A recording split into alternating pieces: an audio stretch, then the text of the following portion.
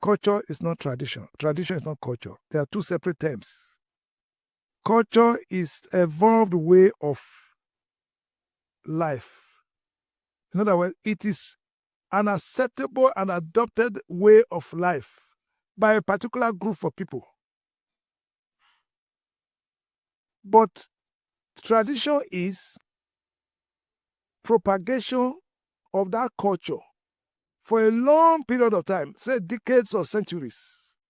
You keep repeating it. That is tradition. So tradition essentially is a repetition of culture by everybody over a long period of time. But culture is the way you have adopted, or which I would call evolved way of life, the way you want to do your things traditionally, or culturally, or in a local way. You have believed it, that the community should do it this way. That is tradition. For example, I don't know about other places, but I know that of Asa in Nigeria.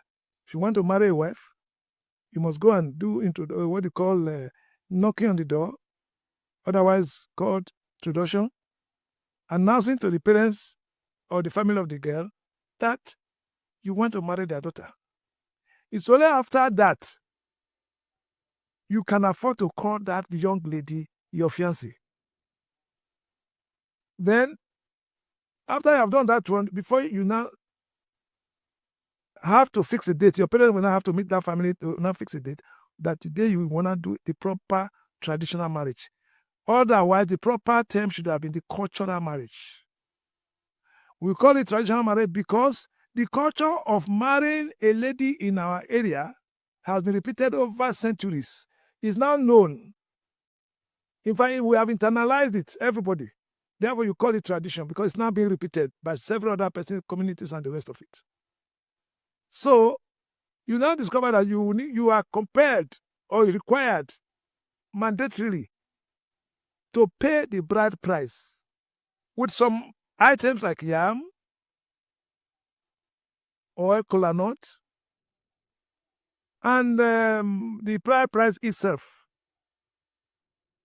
You pay it to the family of the girl and give the father the bride price, which is very small, very minor. But even when it is small amount of money, it's very valuable. It's as big as 1 million or 2 million, the value we attach to it.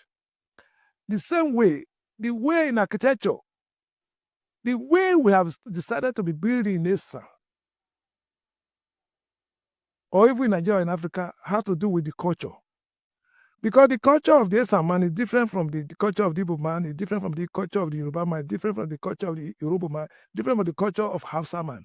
So that culture is what dictates the kind of architecture that should thrive, that should be practiced by those persons. So architecture of any community or any society is hinged on the culture. That is what dictates what should happen, essentially. After that, you now see other elements. The components of that culture will now determine what they are. And the components of culture, there are about 17 or more.